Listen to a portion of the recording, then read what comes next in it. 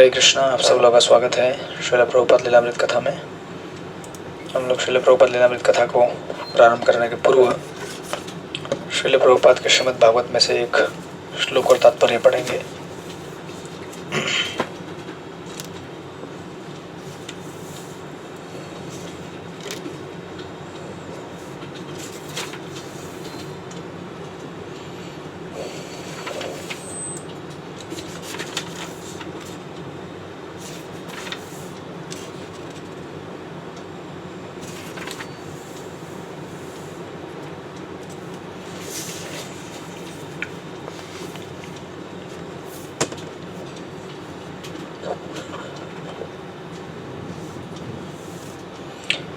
प्रदर्शय अतप्त तपसाम् अवितृप्त दृशां नृणाम् आदाय अंत अधारस्तु स्वबिंबम लोकलोचनम। ये श्रीमद् भागवत महापुराण के तीसरे स्कंद के दूसरे अध्याय का 11वां श्लोक है, 3.2.11। भगवान श्री कृष्ण जिन्होंने पृथ्वी पर सबों की दृष्टि के समक्ष अपना नित्य स्वरूप प्रकट किया था, अपने स्वरूप को उन लोगों की दृष्टि से हटाकर अंतर्धान हो गए जो वांछित तपस्या न कर सकने के कारण उन्हें यथार्थ रूप में देख पाने में असमर्थ थे। तात्पर्य और श्रील प्रभुपाद द्वारा इस श्लोक में अवितृप्त दृशाम शब्द अत्यधिक महत्वपूर्ण है। भौतिक जगत में बद्धात्माएं विविध प्रकार से अपने इंद्रियों को तुष्ट करने में लगी हुई हैं, किंतु वे वैसा करने में सफल रही हैं क्योंकि ऐसे प्रयासों से तुष्ट हो पाना असंभव है। स्थल पर मछली का दृष्टांत अत्यंत उपयुक्त है। यदि कोई मछली को पानी से बाहर निकालकर स्थल पर रख देता है तो वह सुखी नहीं रह पाती, चाहे उसे कितना ही आनंद क्यों न प्रदान किया जाए। आत्मा परम पुरुष भगवान के ही सानिध्य में सुखी रह सकता है, अन्यत्र नहीं। भगवान की असीम अहेतु की कृपा से उनके पास आध्यात्मिक जगत में ब्रह्मज्योति मंडल में असंख्य वैकुंठ लोक और उस दिव्य जगत में जीवों के असीम आनंद के लिए अनंत व्यवस्था है। भगवान स्वयं अपनी उन दिव्य लीलाओं को प्रदर्शित करने के लिए आते हैं जो विशेष रूप से वृंदावन, मथुरा तथा द्वारका में संपन्न की जाती है। वे बद्धात्माओं को शाश्वत लोग भगवत धाम के लिए आकृष्ट करने हेतु प्रकट होते हैं, किंतु पर्याप्त पुण्य के अभाव में दर्शकगण भगवान की ऐसी लीलाओं के प्रति आकृष्ट नहीं होते। भगवत गीता में कहा गया है कि जिन्होंने पाप मार्ग को पूरी तरह लांघ लिया है, वे ही भगवान की दिव्य प्रेमा भक्ति में अपने को लगा सकते हैं। संपूर्ण वैदिक कर्मकांड का उद्देश्य प्रत्येक बद्धात्मा को पुण्य मार्ग पर लगाना है। समस्त वर्णों के लिए नियत नियमों का कड़ाई से पालन करने पर मनुष्य सत्य, मनोनिग्रह, इंद्रिय निग्रह, धैर्य इत्यादि गुणों को प्राप्त कर सकता है और भगवान की शुद्ध भक्ति करने के पद तक उठ सकता है। ऐसी दिव्य दृष्टि से ही मनुष्य की भौतिक लालसाएं पूर्णतया तुष्ट हो सकती है। जब भगवान विद्यमान थे तो जो लोग उन्हें असली रूप में देखने की अपनी भौतिक लालसा पूरी कर सके, वे उनके साथ भगवत धाम वापस जा सके। किंतु जो लोग भगवान को यथारूप में नहीं देख पाए, वे भौतिक लालसाओं से बद्ध रहे और भगवत धाम वापस नहीं जा सके।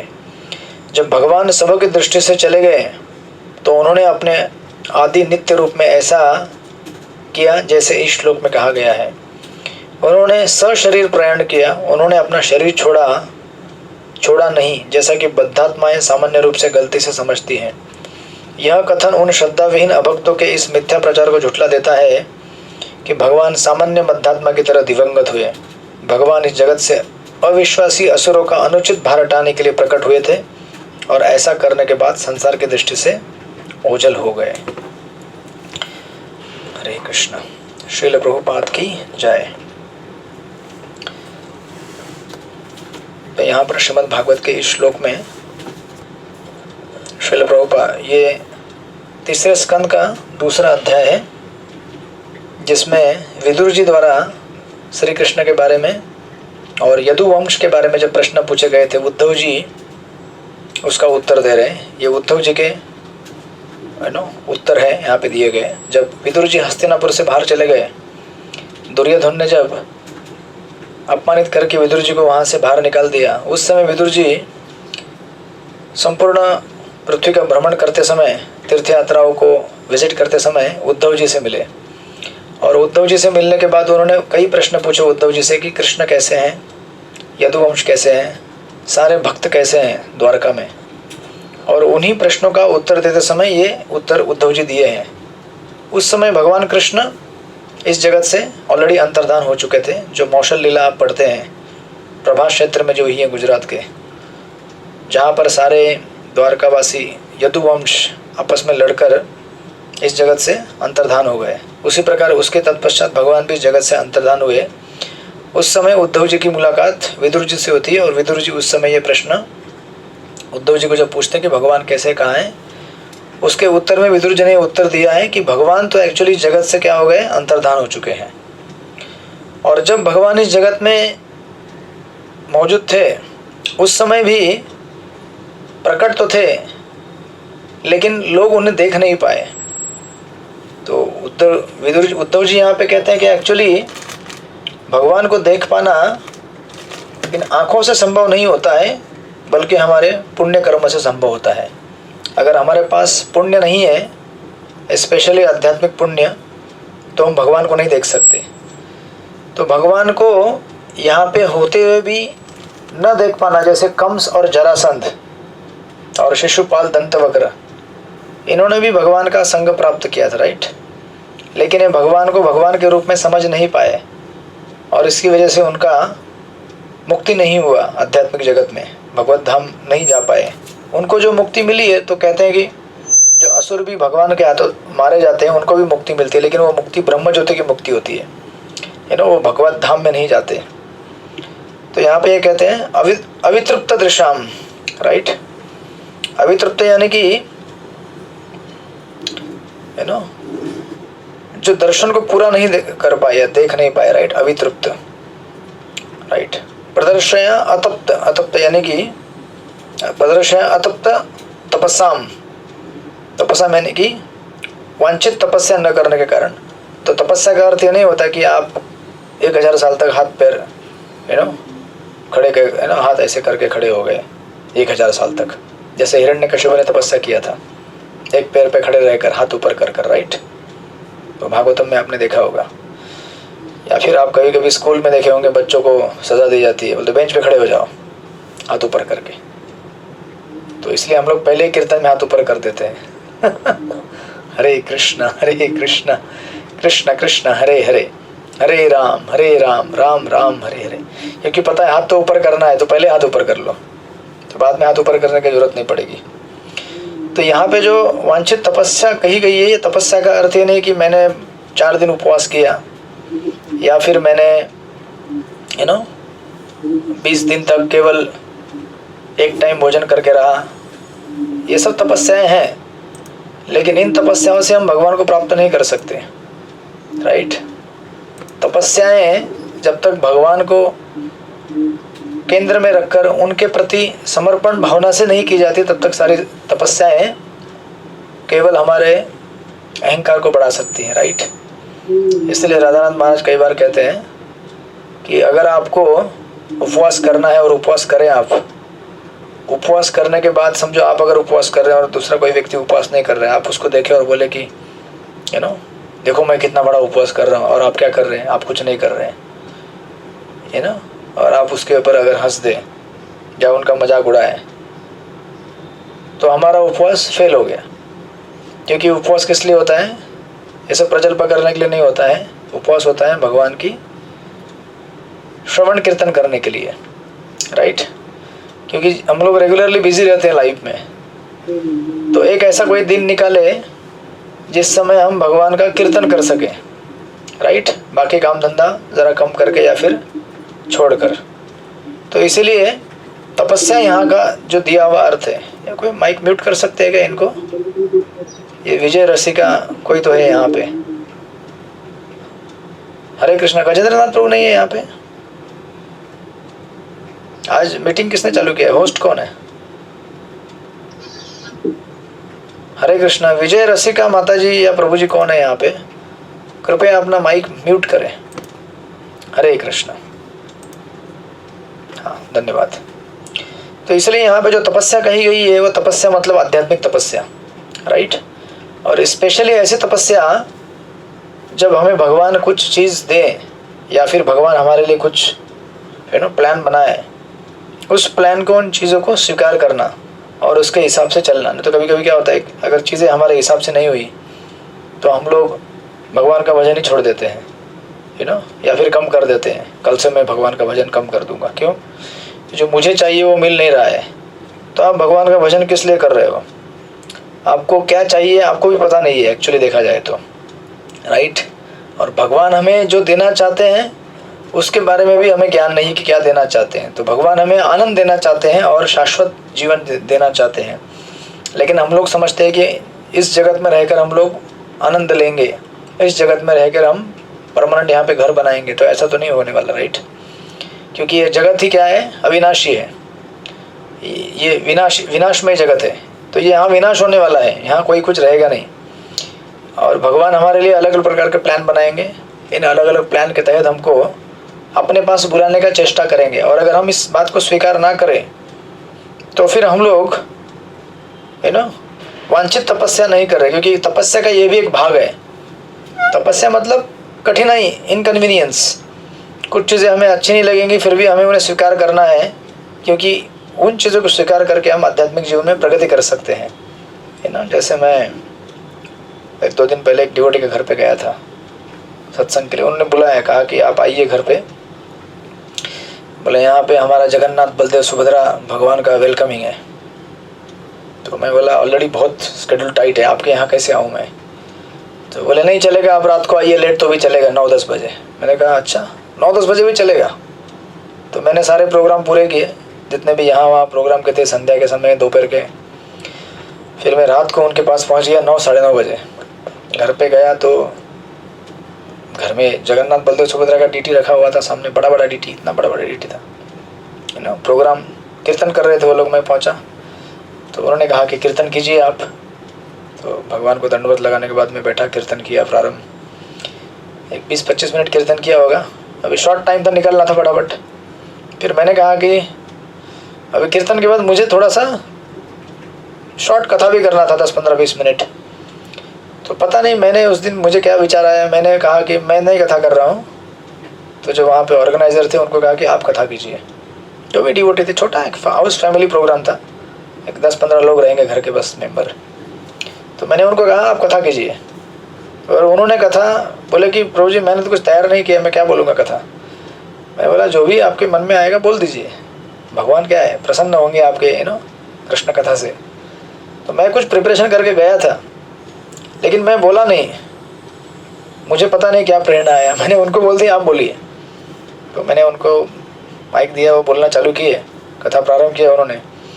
और उन्होंने श्रीमद् भागवत के 10वें स्कंद में से ब्रह्मा जी का एक प्रार्थना बोला, तत्तेनुकंपाम से सुमुक्षमाना भुंजान एवात्मकृत विपाकम। जो ब्रह्मा जी 10वें स्कंद में कहते हैं, ब्रह्म विहोन लीला के बाद ब्रह्मा जी ने जो प्रार्थनाएं दी हैं भगवान कृष्ण को, उसमें एक प्रार्थना है ब्रह्मा जी की। कहते हैं कि हमारे जीवन में जो भी कठिनाइयाँ आती है, जो भी कष्ट होते हैं, जो भी इनकन्वीनियंस हमको होता है, उसको हमें होल हार्टेडली स्वीकार करना चाहिए। जिस प्रकार हम लोग, जब कोई अच्छी चीज़ हमारे जीवन में होती है कुछ अच्छा हमें मिलता है तो हम उसे स्वीकार करते हैं ना, थोड़ी मना करते हैं उसको, वो भी बड़े हृदय के साथ स्वीकार करते हैं विथ होल हार्ट। उसी प्रकार ब्रह्मा जी कहते हैं कि जीवन में जब कठिनाइयाँ आए, चीज़ें आपके हिसाब से ना हो, उसे भी आप होल हार्टेडली स्वीकार करना चालू कीजिए। तो उससे क्या होगा? ब्रह्मा जी कहते हैं अगर आप इस तरह से स्वीकार करोगे और अपना भजन चालू रखोगे, क्योंकि भजन इम्पोर्टेंट है हमारा, राइट। जब चीज़ें हमारे हिसाब से नहीं चलती हैं तो हम लोग अपना भजन कम कर देते हैं, गुस्सा होकर, नाराज़ होकर, या फिर फ्रस्ट्रेट होकर, इरिटेट होकर। तो हमें वो नहीं करना है। क्यों? क्योंकि हमारी परीक्षा उसी समय है जब चीज़ें हमारे मन मुताबिक ना चले, फिर भी हम भगवान का भजन करते रहें। इसी में प्रेम दिखता है, राइट। ऐसा तो नहीं होता ना कि आप घर में बैठे हैं तो आपके घर में जो भी घर गृहस्थी आप देख रहे हैं, संभाल रहे हैं, जितने भी आप यहाँ पे गृहिणी हैं, घर में कामकाज करती हैं, ऐसा तो नहीं होता है कि रोज़ आपके मन के हिसाब से ही चीज़ें हों, बराबर ना? नहीं होता है ना। फिर भी आप अपना काम धंधा करना बंद करते हैं कि नहीं करते ना? आप करते हैं फिर भी, क्योंकि वो रिस्पॉन्सिबिलिटी है हमारा। हमको कुछ जिम्मेदारियाँ दी गई हैं, हमें निभानी होती है।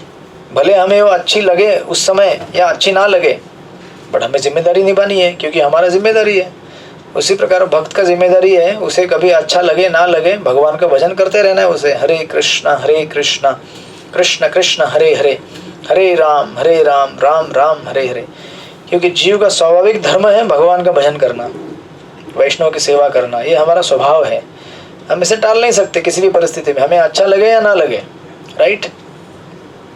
तो जैसे स्टूडेंट होते हैं, उनको अच्छा लगता है पढ़ने के लिए तो पढ़ते हैं, अच्छा नहीं लगेगा तो नहीं पढ़ेंगे क्या? पढ़ना पड़ेगा ना, अच्छा लगे या ना लगे हमें करना पड़ता है, क्योंकि हमारा वो जिम्मेदारी है, हमारा वो रिस्पॉन्सिबिलिटी है। तो उन्होंने लेक्चर दिया, आधा घंटा लगभग बोला होगा उन्होंने, बहुत सारी चीज़ें कही। बाद में कार्यक्रम समाप्त हो गया और कीर्तन भी हुआ लास्ट का। फिर बाद में प्रसादी के लिए बैठ गए हम लोग, प्रसाद लिया। तो लास्ट में जब वो घर के होस्ट थे, पति पत्नी थे वो, तो बाद में मुझे पता चला कि ये भी हमारे क्लास वाले लोग हैं, दूसरे किसी भक्ति रिश्ते क्लास में आते हैं। तो मुझे घर जाने के बाद पता चला, पहले पता ही नहीं चला था कि हमारे क्लास में आते हैं। बोले हाँ अभी पहचाना, हाँ आपके हमारे क्लास के। हाँ बोलो ठीक है। तो जाने के पहले वो नहीं कि आप कि आपके घर में अगर कोई वैष्णव आए, गेस्ट आए, तो उन्हें हम दक्षिणा देते हैं, प्रणाम करते हैं लास्ट में जाते समय। तो वो आए, पति पत्नी आए, दंडवत प्रणाम किया, दक्षिणा दिया, कुछ प्रसाद वगैरह दिया हाथ में, और हम लोग निकलने वाले थे। फिर वो हमको देखे दूसरे रूम में चले गए, दूसरे दंडवत प्रणाम करके साइड वाले रूम में चले गए। तो उस जाने के बाद वो जो ऑर्गेनाइजर थे, डिवोटी वो आए वहाँ पे, और वो आकर कुछ बात कहने लगे, बोलने लगे कि आपको पता है ये जो पति पत्नी अभी यहाँ पे आए थे, तो पति तो हमारे कोर्स में आते हैं, उनको पहचान गया मैं थोड़ा सा। बोले ये यहाँ पर भक्ति शास्त्री कोर्स में। बोला हाँ बराबर।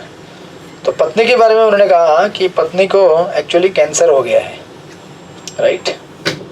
और कैंसर मतलब is almost at the last stage. बोले अभी वो जो जी रहे हैं केवल इंजेक्शन के ऊपर जी रहे हैं, मैंने कहा मेरे को तो बिल्कुल लग नहीं रहा था।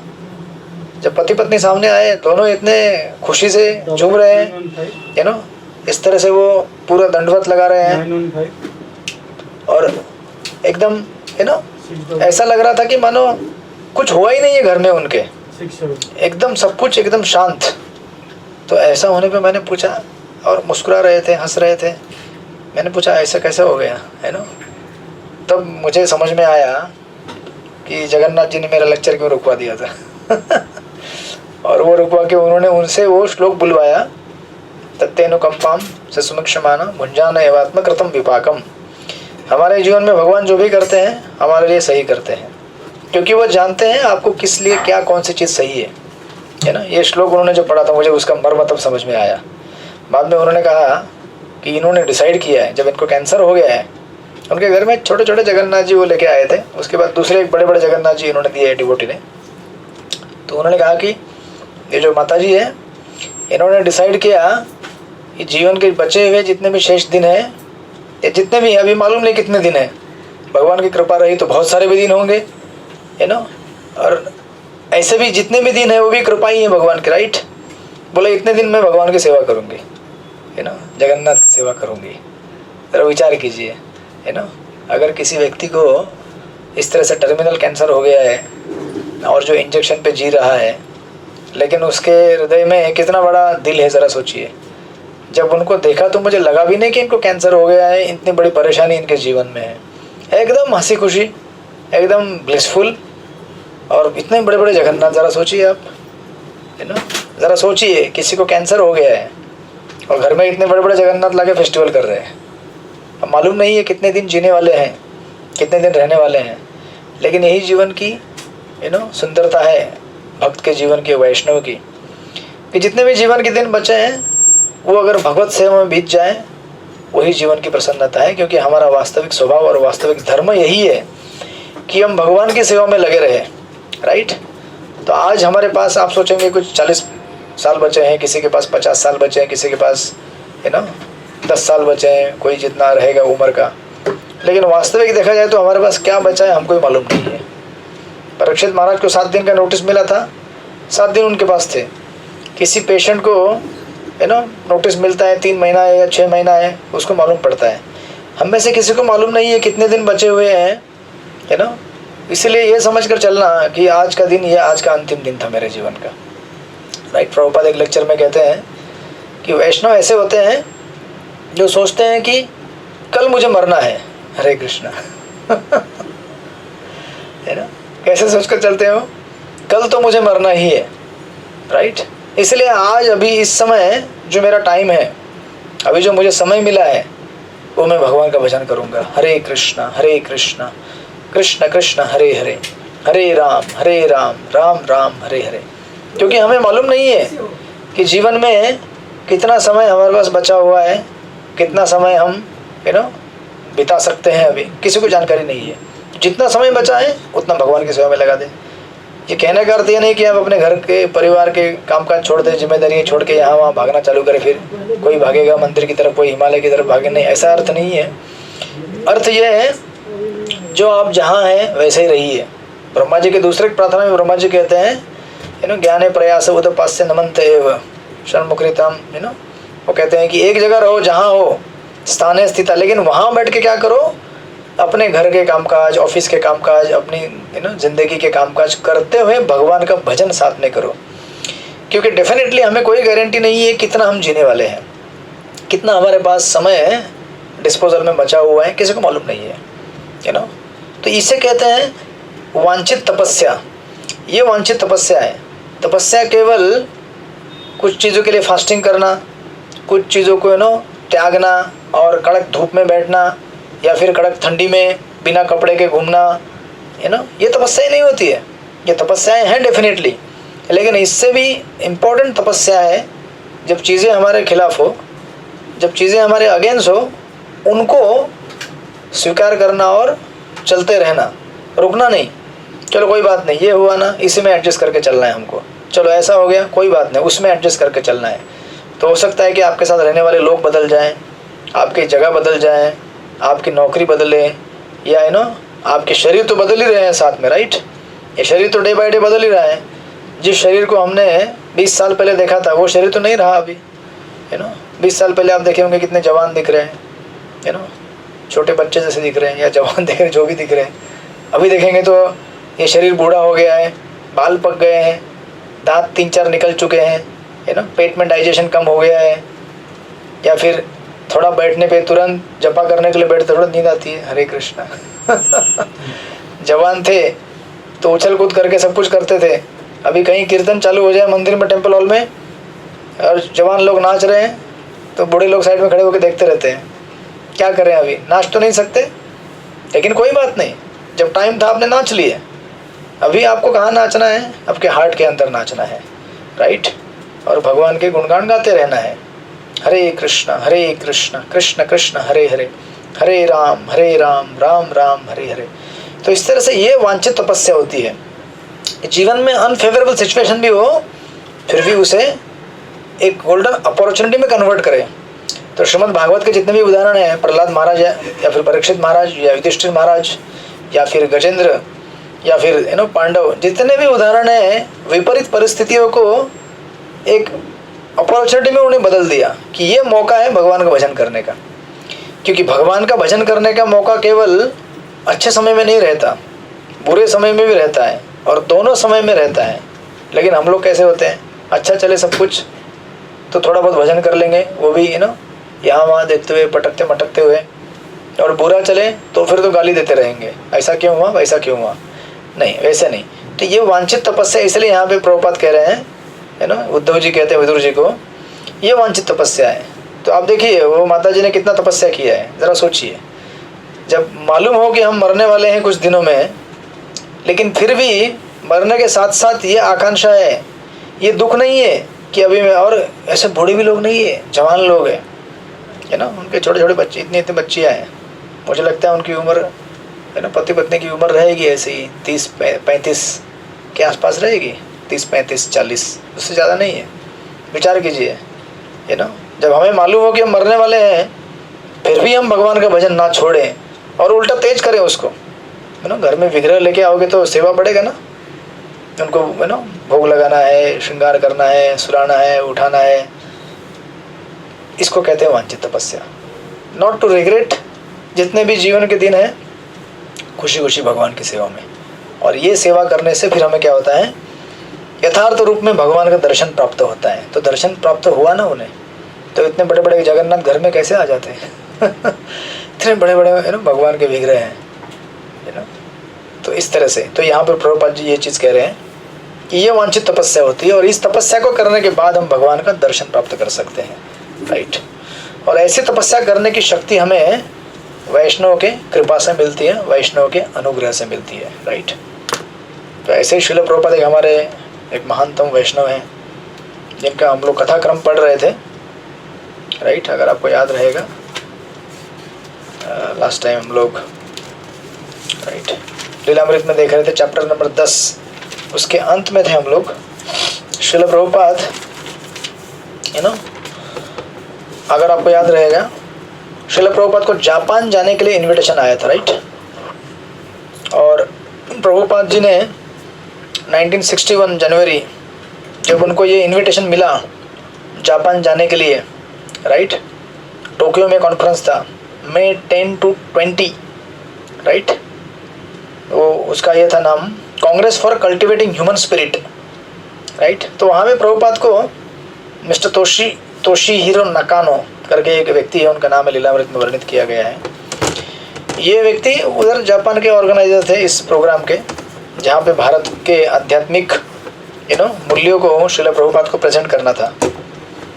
तो जब इस प्रकार ये इनविटेशन आया उनको, और प्रभुपाद जी भी रेडी थे इसको प्रेजेंट करने के लिए और जाने के लिए, लेकिन वहाँ जाना है तो प्लेन का टिकट चाहिए ना जापान जाने के लिए। तो प्रभुपाद ने हमने यहाँ पे देखा था कि प्रभुपाद ने कहा कि यस, मैं आऊँगा जापान, और जापान में आकर हम इसका प्रेजेंटेशन करेंगे, भारतीय संस्कृति और विज्ञान का, आध्यात्मिक विज्ञान का। और प्रभुपाद ने श्रीमद् भागवत के 10वें स्कंद का एक पोर्शन चूज़ किया था, ऑटम इन वृंदावन करके एक सेक्शन, एक चैप्टर है भागवत के 10वें स्कंद में, ऑटम सीजन इन वृंदावन करके, शरद ऋतु।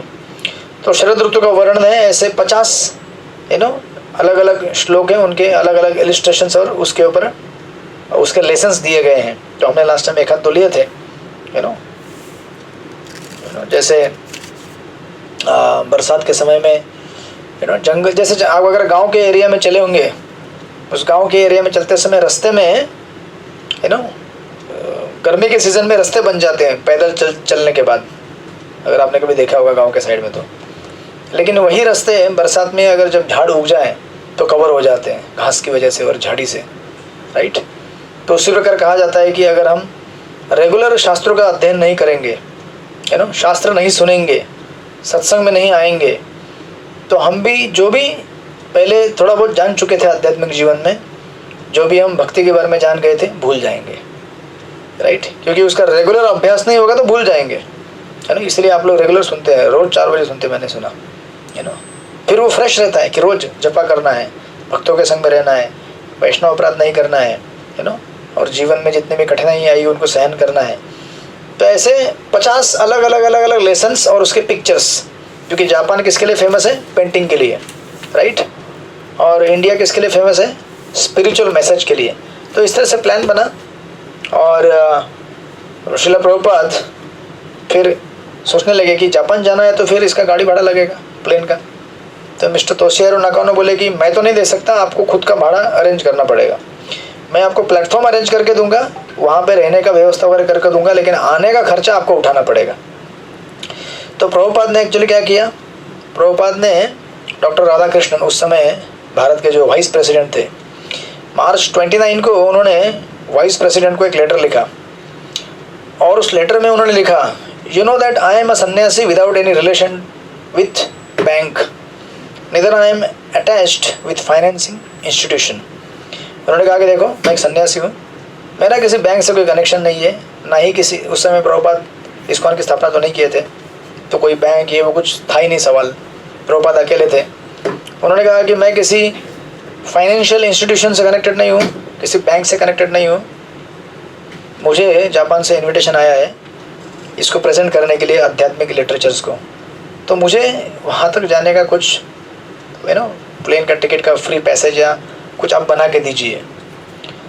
इस तरह से उन्होंने लेटर भेजा उनको।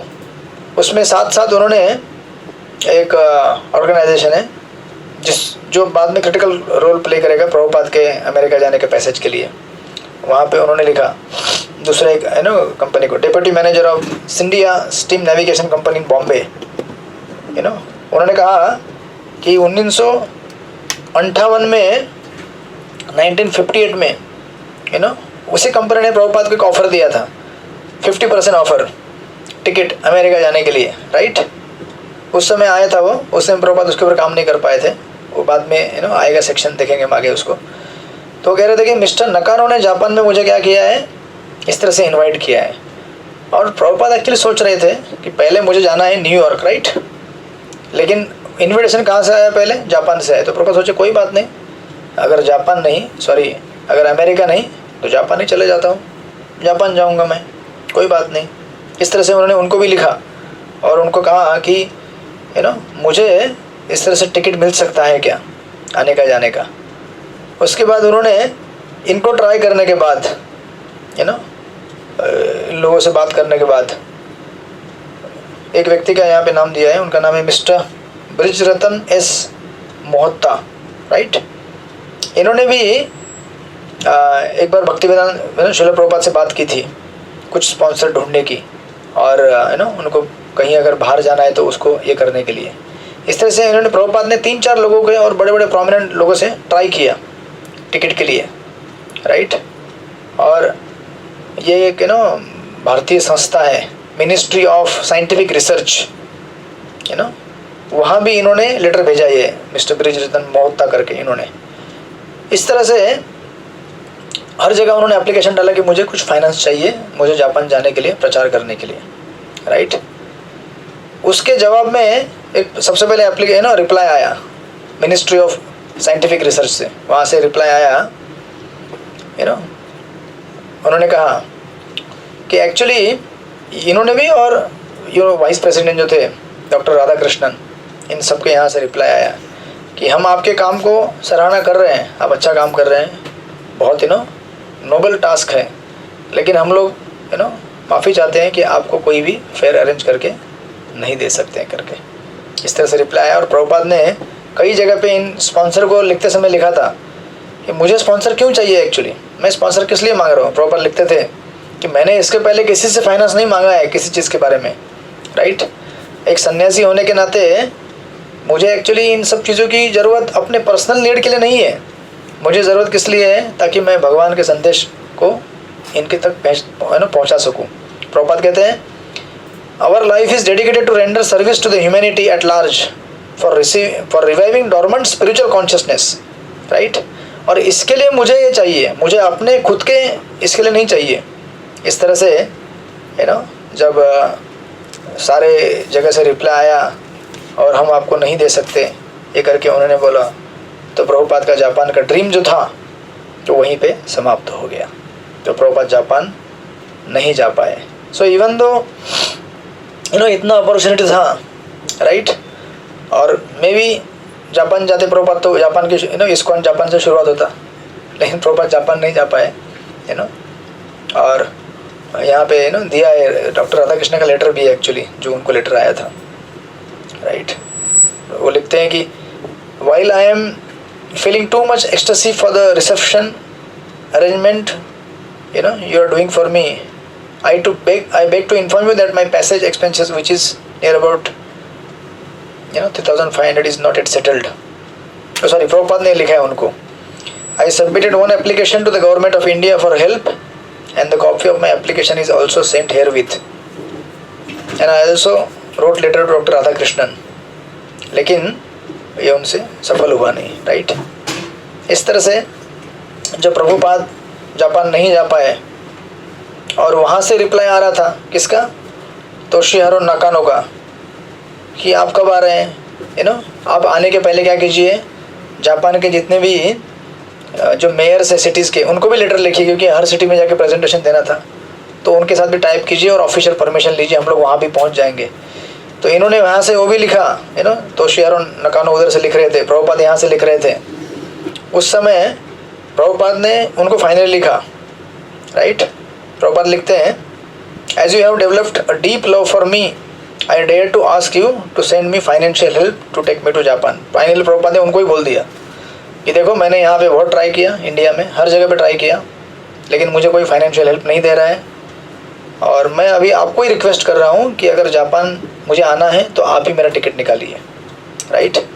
और प्रभुपाद ने लिखा, I think you can immediately instruct your embassy in Delhi to do the needful to dispatch me to Japan on your behalf. मतलब कि आपका एम्बेसी यहाँ पे जापान का है, भारत में दूतावास कहते हैं ना जिसको, बोले कि आप यहाँ पे इंस्ट्रक्शन दे दीजिए और शायद वो तुरंत काम कर दे यहाँ पे, और मैं बहुत ईगर हूँ, बहुत ही एक्साइटेड हूँ, आपसे मिलना चाहता हूँ और मिल के काम करना चाहता हूँ, राइट।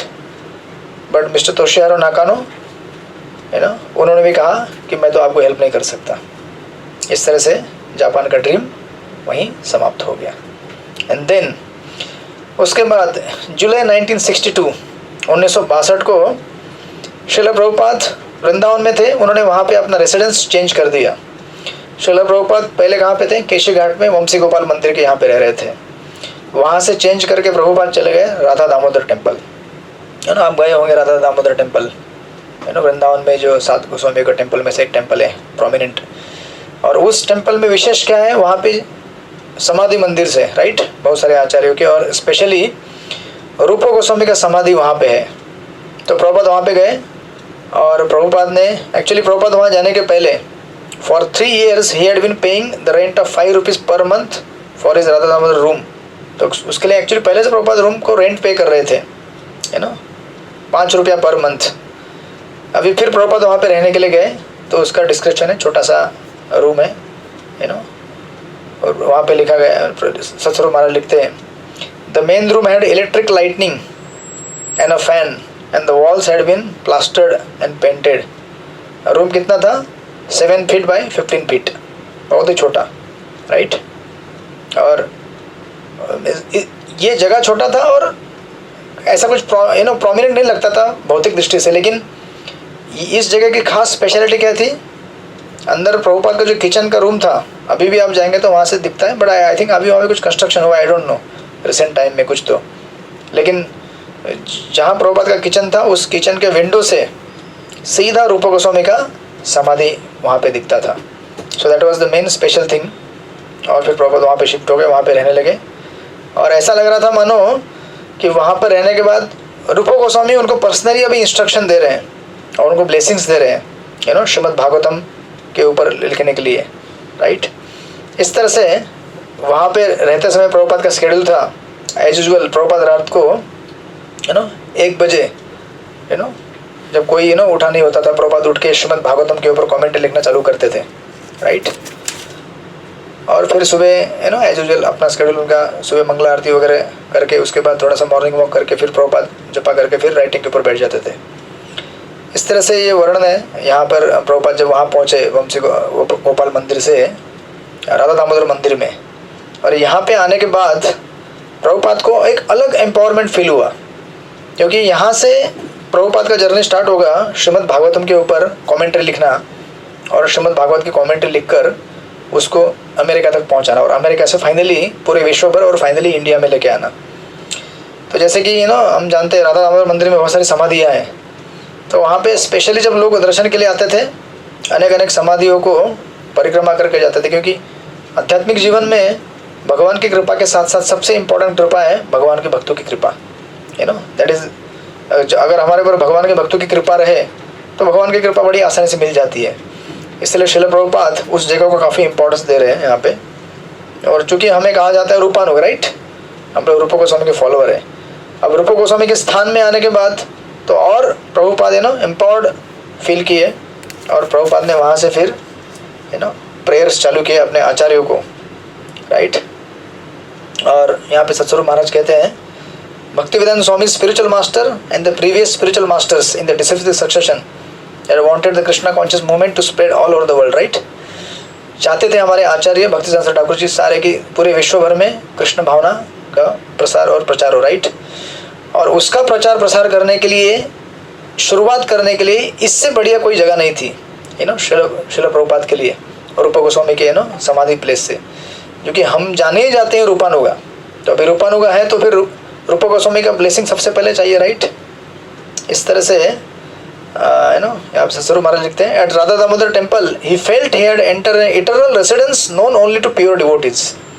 ऐसे जगह में आए जैसे लगा कि मैं अपने सनातन आध्यात्मिक धाम में आया हूँ। लेकिन विडम्बना ये देखिए है ना, एक सांसारिक जीव में और भगवान के शुद्ध भक्तों में क्या अंतर होता है। वो कहते हैं ऑल्दो प्रभुपाद को लगा कि मैं अभी ऐसे जगह पे आया हूँ जो मेरा सनातन शाश्वत स्थान है, एक बार जहाँ आने के बाद मुझे यहाँ से जाना नहीं है कहीं पे, राइट।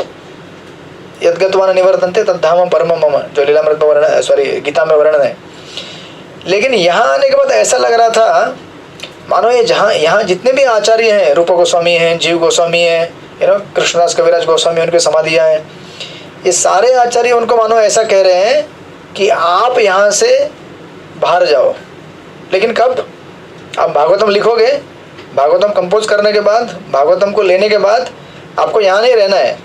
हम आपको ऑर्डर देते हैं कि आप यहाँ से निकलकर श्रीमद् भागवतम को वृंदावन के बाहर लेके जाइए, पूरी दुनिया में लेके जाइए, राइट। ये फ़र्क होता है श्रील प्रभुपाद में और अनेक अनेक जो वैष्णव संप्रदाय अभी तक आके गए हैं। लोग जनरली वृंदावन में सेटल होने के लिए जाते हैं, लेकिन प्रभुपाद वृंदावन में किस लिए गए हैं? सेटल होने के लिए नहीं, हमको सेटल करने के लिए। हरे कृष्णा प्रभुपाद ने हमको वृंदावन में सेटल कर दिया। और प्रभुपाद खुद विश्व भर भ्रमण करने लगे, इन द सेंस कि आप बोलेंगे हम लोग तो वृंदावन में नहीं है, हमको कैसे सेटल कर दिया? कृष्ण भगवान प्रभुपाद ने वृंदावन को हमारे हार्ट के अंदर सेटल कर दिया, राइट।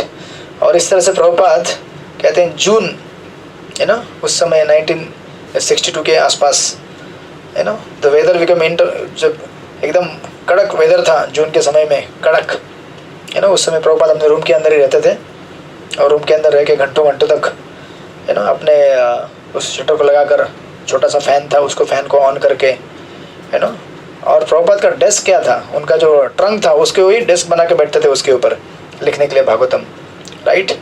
प्रभुपाद ने वहाँ रह के श्रीमद् भागवतम का रचना करना चालू किया। That was the most significant event in Srila Prabhupada life. और अपने आप को केवल भागवतम में लिखने में बिजी कर दिया, राइट। और सतस्वरूप महाराज लिखते हैं कि यही असली उद्देश्य था श्रील प्रभुपाद का वृंदावन में आने का।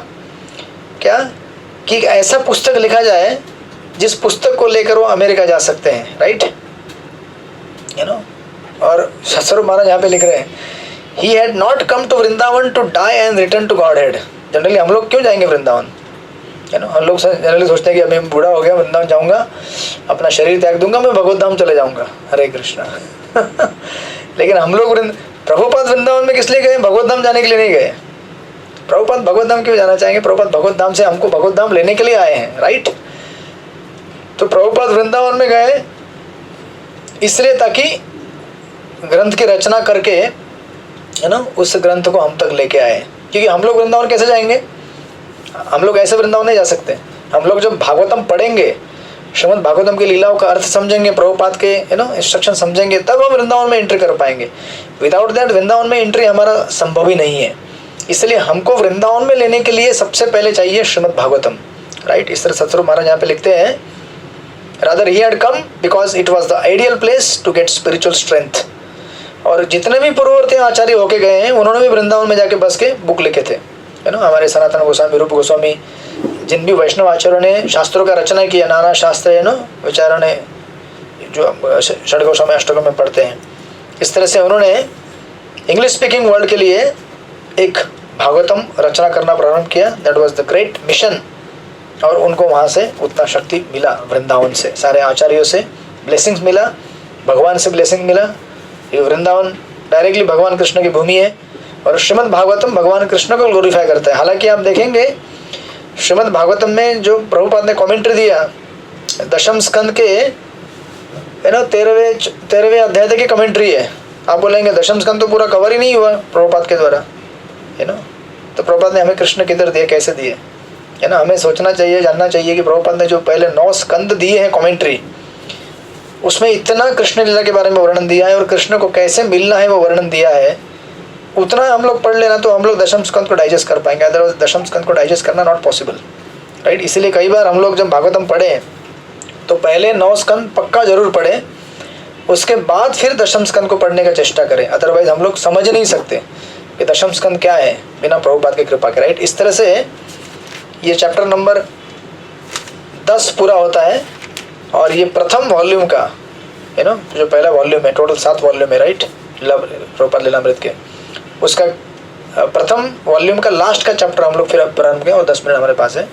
ये लास्ट चैप्टर है, the dream come true. Dream come true मतलब क्या? प्रभुपाद के 2 ड्रीम है, एक तो भागवतम को लिखना और उसके बाद उस भागवतम को लेके अमेरिका जाना, राइट। ये दोनों सपने पूरे हो जाएंगे। और श्रील प्रभुपाद इस 11वें अध्याय के बिगिनिंग में लिखते हैं ड्रीम कम ट्रू के, I plan that I must go to America. मैंने विचार किया था, प्लानिंग किया था कि मैं अमेरिका जरूर जाऊँ। और प्रभुपाद लिखते हैं generally they go to London. Generally लोग कहाँ जाते हैं? लंदन जाते। उस समय लंदन बहुत था फेमस, लंदन सब लोग लंदन करते थे, राइट। प्रभुपाद लिखते हैं generally they go to London but I did not want to go to London, I was simply asking them how can I go to New York. इसलिए राधानंद महाराज न्यूयॉर्क में प्रचार कर रहे हैं। महाराज का हार्ट उधर है, राइट। महाराज उधर प्रचार करते रहते हैं, यहाँ आते हैं इंडिया में, फिर वहाँ जाते हैं।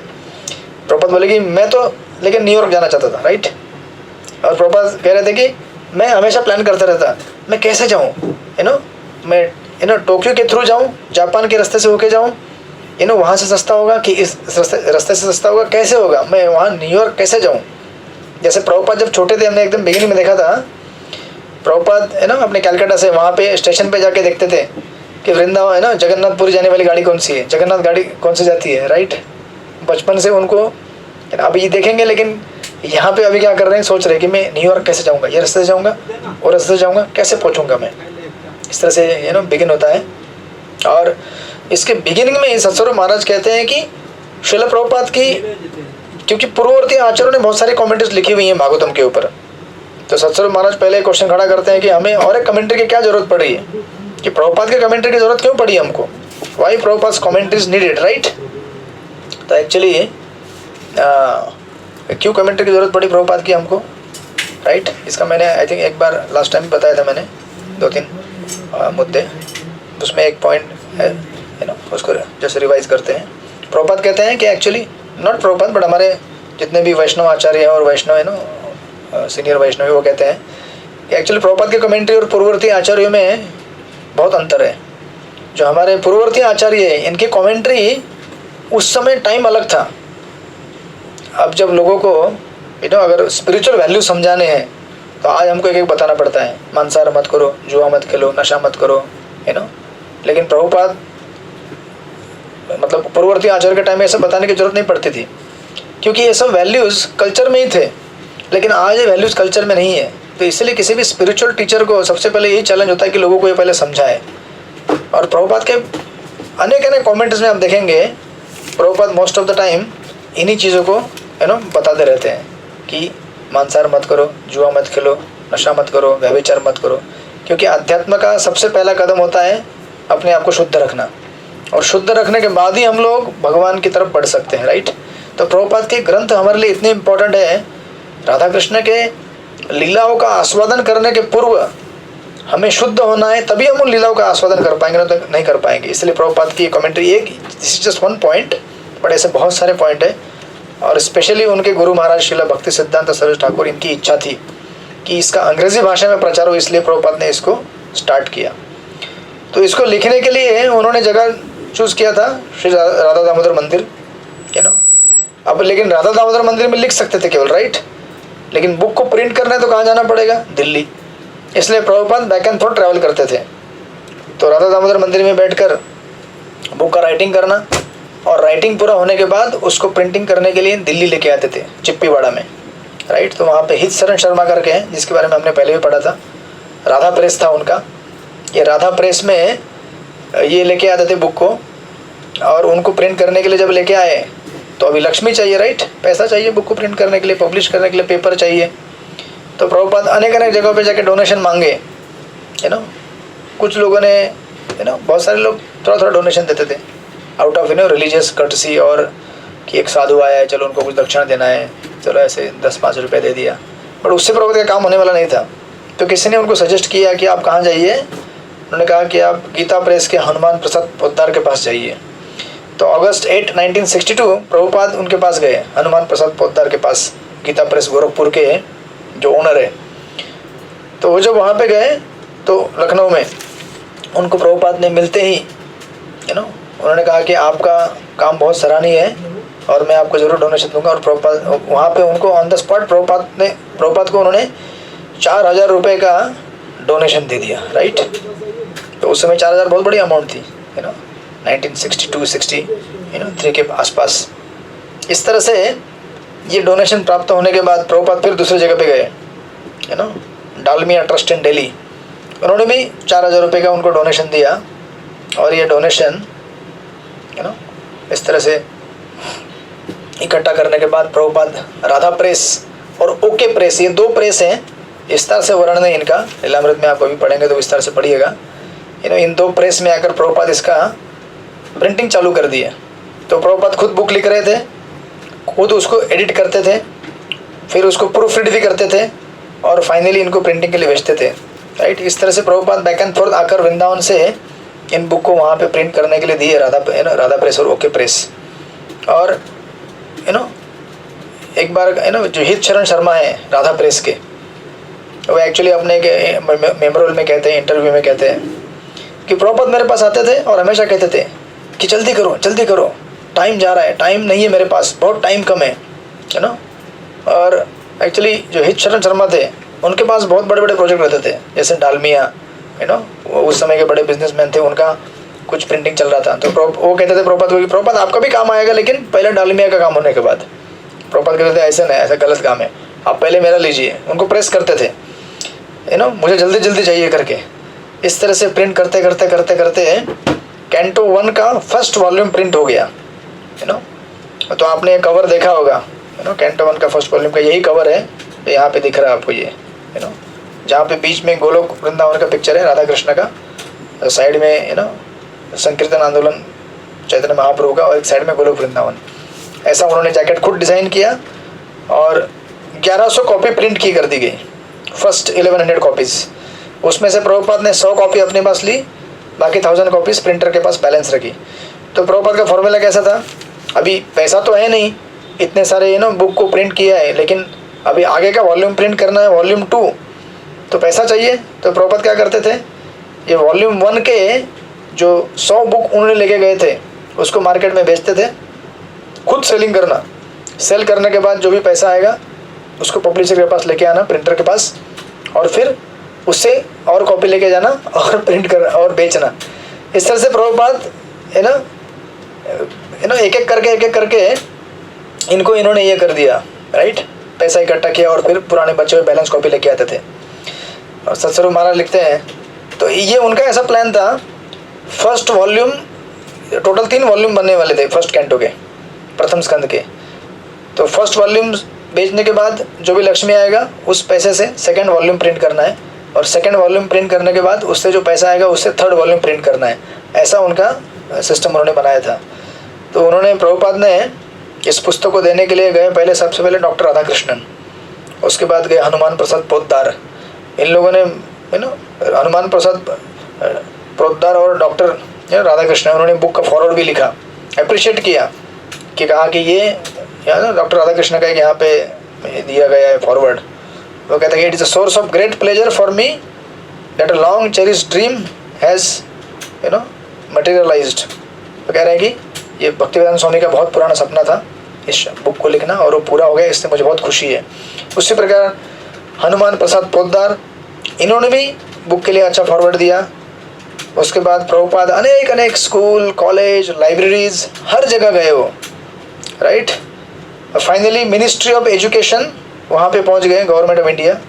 उन्होंने तुरंत एक झटके में 50 कॉपी ऑर्डर कर दिया, श्रीमद् भागवतम का फर्स्ट कैंटो का। सोचिए, first time first selling, Prabhupada कितना उसके लिए एक्साइटेड थे। उसके बाद प्रभुपाद गए यूएस एम्बेसी, वहाँ पे जाने के बाद उन्होंने 18 कॉपी खरीद कर लिया और अपने अमेरिका भेजकर अलग अलग जगह में उसको बांट दिया, डिस्ट्रीब्यूट करा दिया। तो प्रभुपाद एक सिंगल एजेंट थे जो पुस्तक को लिखने के साथ साथ प्रूफ रीडिंग, एडिटिंग, उसको बांटना, डिस्ट्रीब्यूट करना, सेल्स करना, इस तरह से प्रभुपाद ने अकेले स्ट्रगल किया। इतना स्ट्रगल करने के बाद भी सत्सरू महाराज में लिखते हैं, इतना स्ट्रगल करते हुए प्रभुपाद क्या थे, एकदम ब्लिसफुल थे, एकदम हैप्पी थे। ऐसा नहीं था कि अरे इतना सारा काम आया है, बर्डन हो रहा है, मेरे को बहुत तकलीफ हो रही है, इतना मैं लिख रहा हूँ, बांट रहा हूँ, राइट। और इस ट्रांजैक्शन में जितने भी लोग इन्वॉल्व थे, प्रिंटर थे, कोई पेपर देने वाले थे, कोई प्रभुपाद के पास बुक प्रिंट होने के बाद लेके आने वाले थे, किसी को कुछ पड़ी नहीं थी एक्चुअली,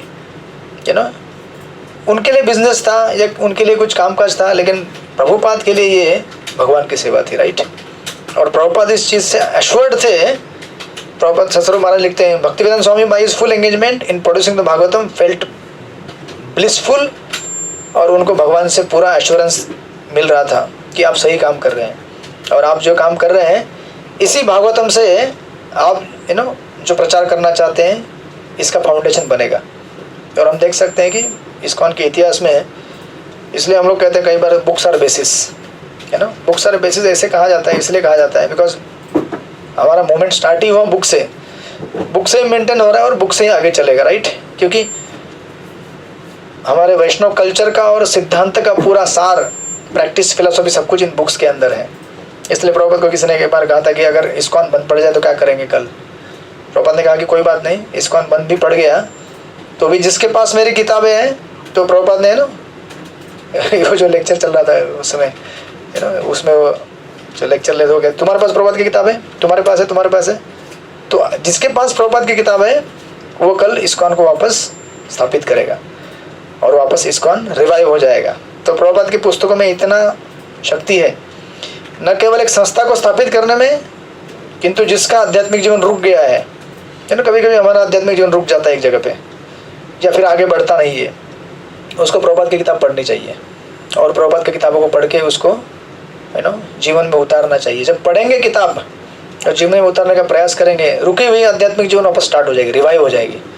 और कई बार जो लोग किताब नहीं पढ़ते प्रभुपाद की, उनकी जीवन रुक जाती है आध्यात्मिक जीवन में, राइट। तो संस्था क्या, प्रभुपाद ने कहा अगर आपकी एक आध्यात्मिक जीवन खुल सकती है, आगे बढ़ सकती है, एक संस्था भी खड़ी हो सकती है अगर कल इस्कॉन बंद भी पड़ जाए तो। इस तरह से बहुत सुंदर वर्णन है यहाँ पे लीलामृत का, one of the most important section, जहाँ पे प्रभुपाद श्रीमद् भागवतम का संकलन करके यहाँ से फिर इस भागवतम को लेकर इस्कॉन की स्थापना करने के लिए आगे बढ़ेंगे। तो हम देखेंगे अगले हफ्ते किस तरह से प्रभुपाद फिर इसको आगे लेके जाते हैं और यहाँ से इस बुक का वर्ल्ड वाइड पब्लिशिंग स्टार्ट करेंगे। और जो इतना पॉपुलर होगा ये भागवतम फर्स्ट कैंटो, इतना हाई सेलिंग होगा इसका, और इसी बुक के प्रचार प्रसार के माध्यम से प्रभुपाद अमेरिका जाने के लिए फाउंडेशन तैयार करेंगे। हरे कृष्णा। तो हम लोग मिलेंगे अगले हफ्ते वापस। आज गजेंद्र नाथ प्रभु नहीं आए लगता है कनाडा से। हरे कृष्णा। ठीक है, कोई बात नहीं। किसी के कोई प्रश्न है तो बोलिए, नहीं तो फिर हम लोग फिर वापस जपा करने के लिए स्टार्ट कर सकते हैं। ओके। गजेंद्र प्रभु आए थे, प्रभु जो चले गए लगता है। अच्छा, ओके, कोई बात नहीं। फिर मिलेंगे हम लोग अगले हफ्ते। आप लोग अगले की तो पक्का आएगा, क्योंकि प्रभुपाद फिर अगले हफ्ते अमेरिका चले जाएंगे यहाँ से। और अमेरिका जाने के पहले क्या स्ट्रगल करेंगे, कैसे सुमति मुरारी से मिलेंगे, उसका वर्णन आएगा अभी आगे, राइट। आपने अच्छा लेक्चर दिया आज का। हरे कृष्णा। प्रभुपाद जी 8-8 दिन तक सुमति मुरारी जी के दरवाजे के गेट पे खड़े रहेंगे, टिकट मांगने के लिए अमेरिका जाने के लिए, फ्री पैसेज। जरा सोचिए, एक बूढ़ा आदमी 70 साल का 8-8 दिन तक दरवाजे पे सीढ़ी पे बैठा रहता था। एक छोटे बच्चे जैसे कि मैं नहीं जाऊंगा यहाँ से, जब तक टिकट नहीं मिलेगा मैं नहीं जाऊंगा। जैसे कोई छोटा बच्चा होता है, उसको अगर आप कैंडी ना दे, खाने के लिए कुछ ना दे, तो वो रास्ते पे पड़ा रहता है, मैं नहीं जाऊंगा, मुँह टूंगा नहीं, मैं यहाँ से मैं नहीं जाऊंगा। जैसे प्रभुपाद वहाँ पे 8 दिन वैसे बैठे रहे, मैं नहीं हिलूंगा यहाँ से। रोज आते थे, उधर ही बैठे रहते थे। उनका जो मैनेजर था मिस्टर चौकसी करके, वो बोलता था अरे प्रभुपाद आप जाइए, नहीं होगा। ऐसा एक बड़ा मतलब दिल को छूने वाला भी है और एक इंस्पायर करने वाला प्रसंग है, जो हमें आश्वासन देता है कि आध्यात्मिक जीवन में अगर आए हैं और अगर हमें भगवान की भक्ति प्राप्त करके कितना डिटर्मिनेशन होना चाहिए अगर भगवान को प्राप्त करना है तो, एक 70 साल के बूढ़े आदमी के पास क्या डिटर्मिनेशन रहेगा। जो अगर आज एक आम आदमी है, वो सोचेगा मेरा जीवन तो समाप्त हो चुका है, अभी मुझे क्या करना है, कहाँ जाना है। बट एक्चुअल स्पिरिचुअल लाइफ वहाँ से स्टार्ट होता है जिस समय हम लोग ये सोच ले कि मुझे भगवान के पास जाना है। आपको प्रभुपाद तो प्योर डिवोटी है, उन्होंने हमारे लिए लीला दिखाया कि देखो कैसे डिटरमिन होना चाहिए। देखेंगे अगले हफ्ते।